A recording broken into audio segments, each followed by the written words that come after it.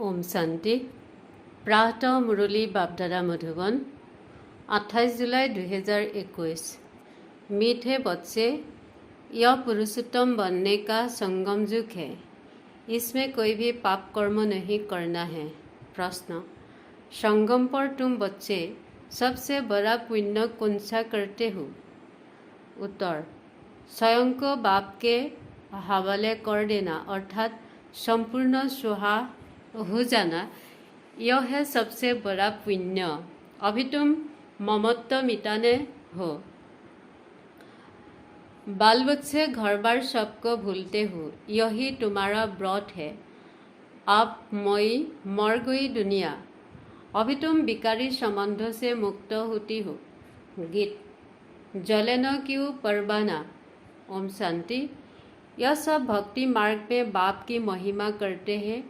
यह है परवानों की क्षमा के लिए महिमा। सबकी बाप आए हैं तो क्यों न जीते जी उनके बन जाए। जीते जी कहाँ ही उनको जाता है जो एडाप्ट करते हैं। पहले तुम आसुरी परिवार के थे, अब तुम ईश्वरीय परिवार की बनी हो। जीते जी ईश्वर ने आकर तुमको एडाप्ट किया है, जिसको फिर शरणागति कहा जाता है। गाते हैं ना, शरण परी में तेरे। अब प्रभु की शरण तब पड़े जबकि वह आए, उनकी ताकत दिखाए, जलवा दिखाए। वही सर्वशक्तिमान है ना, बरोबर उनमें कोशिश में भी है ना, सब कुछ सुला देती है। बरोबर जो बाप के बच्चे और बच्चियाँ बनती है, वह आसुरी संप्रदाय के संबंध से तंग हो जाती है। कहते हैं, बाबा कब यह संबंध छूटेगी। यहाँ यह पुराना संबंध भुलाना पड़ता है। आत्मा जब देह से अलग हो जाती है तो बंधन खलास हो जाती है। इस समय तुम जानते हो सबके लिए मौत है और यह जो बंधन है यह सब है विकारी। अब बच्चे निर्विकारी संबंध चाहते हैं। निर्विकारी संबंध में थी, फिर विकारी संबंध में पड़े, फिर हमारा निर्विकारी संबंध होगा। यह बातें और किसको बुद्धि में नहीं होती। बच्चे जानते हैं हम आसुरी बंधन से मुक्त होने का पुरुषार्थ कर रही है। एक बाप से जुक रखा जाता है, उस तरफ है एक रावण, इस तरफ है एक राम। यह बातें दुनिया नहीं जानते। कहते भी है राम राज्य चाहिए, परंतु सारी दुनिया रावण राज्य में है, यह कोई समझते नहीं है। राम राज्य में तो पवित्रता सुख शांति थी, वह अब नहीं है। परंतु जो कहते हैं उसको महसूस नहीं करती है। गाया भी जाता है यह आत्माएं सब सीताएं हैं। एक सीता की बात नहीं, न एक अर्जुन की, न एक द्रौपदी की बात है, यह तो उनकी की बात है। दृष्टांत एक का देती है। तुमको भी कहा जाता है तुम सब अर्जुन मिसल हो। तुम कहेंगे अर्जुन तो यह भगीरथ हो गया। बाप कहते हैं मैं साधारण बूढ़े टन का यह रथ लेता हूँ। उन्होंने फिर चित्तों में घोड़ा गाड़ी दिखाया है। इसको अज्ञान कहा जाता है। बच्चे समझते हैं यह शास्त्र आदि जो भी है सब भक्ति मार्ग के है। यह बातें कोई समझ न सके जब तक हाथरोज समझने का कोर्स न ले। भक्ति अलग है, ज्ञान भक्ति और वैराग्य कहती है। वास्तव में सन्यासियों का वैराग्य कोई सच्चा नहीं है। वह तो जंगल में जाकर फिर आए, शहरों में निवास कर बड़ी बड़ी मकान आदि बनाते हैं। सब कहते हैं हमने घर बार छुड़ा है। तुम्हारा है सारी पुरानी दुनिया से वैराग्य। यथार्थ बात यह है, वह है हाथ की बात, इसलिए उनको हाथ का वैराग्य कहा जाता है।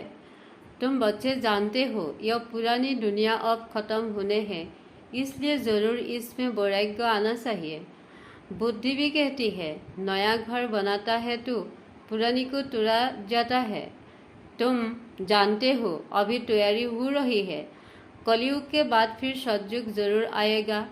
अभी यह पुरुषोत्तम संगम युग, पुरुषोत्तम मास भी होता है। तुम्हारा है पुरुषोत्तम युग, पुरुषोत्तम मास में दान पुण्य आदि करते हैं। तुम इस पुरुषोत्तम युग में सर्वस्व स्वाहा कर लेती हो। जानते हो यह सारी दुनिया ही स्वाहा होनी है। तो सारी दुनिया का सर्वस्व स्वाहा होने के पहले हम अपने को क्यों न स्वाहा करें? इसका तुमको कितना न पुण्य मिलेगी। वह है हद का पुरुषोत्तम मास। यह तो बेहद की बात है। पुरुषोत्तम मास में बहुत कथाएं सुनती है, व्रत नियम रखती है। तुम्हारा तो बड़ा भारी व्रत है। तुम्हारे फल बाल बच्चे घर बार आदि सब है, परंतु दिल से ममत्व मिट गया है। आप मैं मर गई दुनिया। तुम जानते हो यह सब खत्म हो जाएगा। हम बाप के बने हैं पुरुषोत्तम बनने के लिए।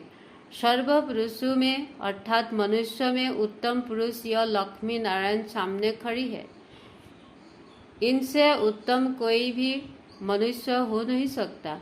लक्ष्मी नारायण विश्व के मालिक थे। तुम आए हो ऐसे पुरुषोत्तम बनने। सभी मनुष्य मात्र सद्गति को पाते हैं। मनुष्य की आत्मा पुरुषोत्तम बन जाती है तो फिर उनके रहने का स्थान भी ऐसा उत्तम होना चाहिए। जैसे प्रेसिडेंट सबसे उस पद पर है तो उनको रहने के लिए राष्ट्रपति भवन मिला है। कितना बड़ा महल बागीचा आदि है। यह हुई यहाँ की बात। राम राज्य को तो तुम जानते हो। तुम सतयुगी पुरुषोत्तम बनते हो, फिर यह कलयुग पुरुषोत्तम रहेगी नहीं। तुम सतयुगी पुरुषोत्तम बनने के लिए पुरुषार्थ कर रही हो। तुम जानते हो हमारे महल कैसे बनी हुई होगी। कल रामराज्य होगा। तुम रामराज्य में पुरुषोत्तम होगे। तुम चैलेंज करते हो कि हम रावण राज्य को बदल रामराज्य स्थापन करेंगे। अब चैलेंज क्या है? तो 1-2 की पुरुषोत्तम बनना है। भविष्य 21 जन्म के लिए देवताओं की महिमा गाते हैं। सर्वगुण संपन्न, अहिंसा परमो देवी देवता धर्म। तुम जानते हो और कोई मनुष्य नहीं जानते। तुम दूसरे जन्म में पुरुषोत्तम बनेगी, फिर इस रावण राज्य का कोई नहीं रहेगा। अभी तुमको सारा ज्ञान है। अब रावण राज्य भी खत्म होना है। आजकल तो समय का भी कोई भरोसा नहीं है। अकाल मृत्यु हो जाती है अथवा किसको दुश्मनी हुई तो उड़ा देती है। तुमको तो कोई उड़ा न सके। तुम अविनाशी पुरुषोत्तम हो। यह है विनाशी। सो भी रावण राज्य में इनको तुम्हारे देवी राज्य का पता ही नहीं है। तुम जानते हो हम अपना देवी राज्य स्थापन कर रही है। श्रीमत पर जिनकी पूजा होती है वह जरूर अच्छा कर्तव्य करके गई है। यह तुम जानते हो। देखो जगदम्बा की कितनी पूजा है। अब यह है ज्ञान ज्ञानेश्वरी। तुम जगदम्बा की बच्चियाँ हो। ज्ञान ज्ञानेश्वरी और राजेश्वरी दोनों में उत्तम गुण। ज्ञान ज्ञानेश्वरी के पास जाकर अनेक प्रकार की मनोकामनाएं सुनाते हैं, अनेक चीज़ों मांगते हैं। जगदम्बा के मंदिर और लक्ष्मी नारायण के मंदिर में बहुत फर्क है। जगदम्बा का मंदिर बहुत छोटा है। छोटी जगह में भीड़ मनुष्य पसंद करती है। श्रीनाथ के मंदिर में भी बहुत भीड़ होती है। कपड़े का सूता लगता रहती है हटाने के लिए। कलकत्ते में काली का मंदिर कितना सूता है। अंदर बहुत तेल और पानी रहता है। अंदर बड़ी खबरदारी से जाना पड़ता है। बहुत भीड़ रहती है। लक्ष्मी नारायण का मंदिर तो बहुत बड़ा होता है। जगदम्बा का सूता क्यों? गरीब है ना, तो मंदिर भी गरीबों का है। वह साहूकार है तो मंदिर में कब मेला नहीं लगता है। जगदम्बा के मंदिर पर बहुत मेले लगती है। बाहर से बहुत लोग आती है। महालक्ष्मी का मंदिर भी है। यह भी तुम जानते हो। इसमें लक्ष्मी भी है तो नारायण भी है। उनसे सिर्फ धन मांगते हैं क्योंकि वह धनवान बनी है ना। यह तो है अविनाशी ज्ञान रत्न। धन के लिए लक्ष्मी पास जाते हैं, बाकी अनेक आशाएं रख जगदम्बा के पास जाती है। तुम जगदम्बा के बच्ची हो। सबको मनोकामना 21 जन्म के लिए तुम पूरी करते हो। एक ही महामंत्र से सब मनोकामना 21 जन्म के लिए पूरी हो रही है। दूसरे भी मंत्र आदि देते हैं, उनमें अर्थ कुछ नहीं है। बाप समझाते हैं यह मंत्र भी तुमको क्यों देता है? क्योंकि तुम पतित हो ना। मामेकम याद करेगी तो भी पावन बनेगी। यह सिवाय बाप के आत्माओं को कोई कह न सके। इससे सिद्ध होता है यह सहज राजयोग एक ही बाप सिखलाते हैं, मंत्र भी वही देते हैं। 5000 वर्ष पहले भी मंत्र दिया था। यह स्मृति आई है। अभी तुम सम्मुख बैठे हो, काश ठुकर गया फिर उनका बादुबल पड़ती है। वह क्या करके गई? धर्म की स्थापना करके गई। तुम जानते हो शिव बाबा क्या करके गई, कृष्ण क्या करके गई। कृष्ण तो सतयुग का प्रिंस था, जो ही फिर नारायण बना ही पुनर्जन्म लेते आए हैं। शिव बाबा भी कुछ करके गई है, तब तो उनकी इतनी पूजा आदि होती है। अभी तुम जानते हो राजयोग सिखाकर गई है, भारत को स्वर्ग बनाकर गई है। जिस स्वर्ग का पहला नंबर मालिक खुद नहीं बने, वह तो श्री कृष्ण बना। जरूर कृष्ण की आत्मा को पढ़ाया तुम समझ गई हो। कृष्ण की वंशावली तुम बैठी हो। राजा रानी के माता पिता अन्नदाता कहती है। राजस्थान में भी राजा को अन्नदाता कहा जाता है। राजाओं को कितनी मान्यता होती है। आगे सब शिकायत जाते हैं कि पास आती थे, दरबार लगती थे, कोई भूल करते थे तो बहुत पछताते थे। आजकल तो जेल वार्डर्स बहुत है, घड़ी घड़ी जेल में जाती है। अभी तुम बच्चों को गर्भ जेल में नहीं जाना है, तुमको तो गर्भ महल में आना है। इसलिए बाप को याद करो तो विकर्म विनाश होगी, फिर कब गर्भ जेल में नहीं जाएगी। वहाँ पाप होता नहीं है, सब गर्भ महल में रहती है। सिर्फ कम पुरुषार्थ के कारण कम पद पाते हैं। उस पद वालों को सुख की बहुत रहता है। यह तो सिर्फ 5 वर्षों के लिए गवर्नर प्रेसिडेंट मुकर्रर करती है। तुम समझ सकते हैं कि भारत ही देवी राज्य था बना। अभी तो न रामराज्य है और न राजा रानी है।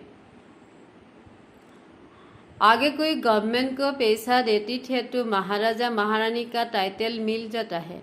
यहाँ तुम्हारी तो है पढ़ाई, राजा रानी को पढ़ाई से नहीं बनती है। तुम्हारी एम ऑब्जेक्ट है, इस पढ़ाई से तुम विश्व का महाराजा महारानी बनती हो। राजा रानी थी नहीं। राजा रानी का टाइटल त्रेता से शुरू होता है। तुम अभी ज्ञान ज्ञानेश्वरी बनती हो, फिर राज राजेश्वरी बनेगी। कौन बनाएगा? ईश्वर। कैसे? राजयोग और ज्ञान से। राजाई के लिए बाप को याद करना है। बाप तुमको स्वर्ग का मालिक बनाते हैं। यह तो बहुत सहज है ना। हेविन स्थापन करने वाला है हे ज्ञान फादर। हेविन में तो हेविन की स्थापना नहीं करेगी, जरूर उनके संगम पद पर मिलता है। इसलिए इसको सुहावना कल्याणकारी संगम युग कहा जाता है। बाप कितना बच्चों का कल्याण करते हैं, जो स्वर्ग का मालिक बनाते हैं। कहते भी है परमपिता परमात्मा नई दुनिया रचती है, परंतु उसमें कौन राज्य करती है यह किसी को पता नहीं। तुम समझते हो राम राज्य किसको कहा जाता है? उन्होंने तो राम राज्य को लाखों वर्षों दे दिए, कलयुग को 40,000 वर्षों दे दिए हैं। बाप कहते हैं मैं आता हूँ संगम पर आकर ब्रह्मा द्वारा विष्णुपुरी को स्थापन करता हूँ। सत्य नारायण की कथा भी यह है। सतयुग में तुम लक्ष्मी नारायण सर्वगुण संपन्न बनती हो, फिर कला कम होती जाती है। नया जार तब कहा जाता है जबकि स्थापन होती है।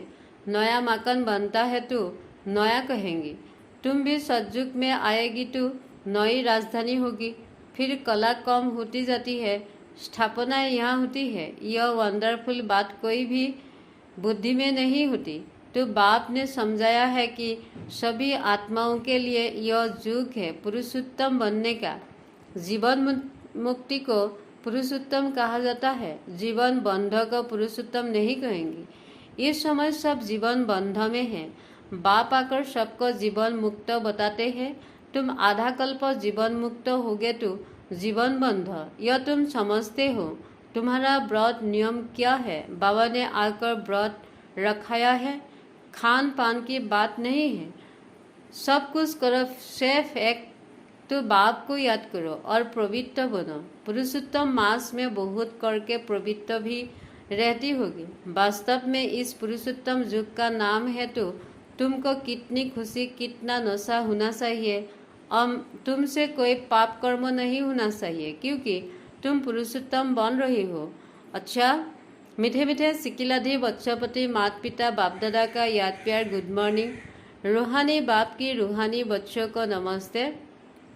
धारणा के लिए मुख्य सार, इस पुरुषोत्तम युग में जीवन मुक्त बनने के लिए पुण्य कम करती है, पवित्र जरूर रहना है, घर बार आदि सब होते दिल से ममत्व बिता देना है। नंबर 2, श्रीमत पर अपने तन मन से देवी राज्य स्थापन करना है, पुरुषोत्तम बनाने को सेवा करनी है।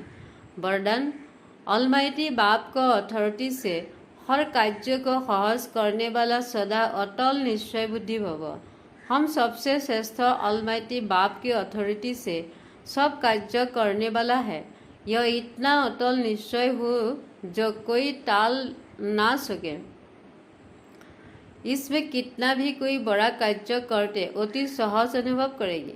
जैसे आजकल साइंस ने ऐसी मशीनरी तैयार की है जो कोई भी प्रश्न का उत्तर सहज ही मिल जाता है, दिमाग चलाने से सूझ जाती है। ऐसे ऑलमाइटी अथॉरिटी को सामने रखेंगी तो सब प्रश्नों का उत्तर सहज मिल जाएगा और सहज मार्ग की अनुभूति होगी।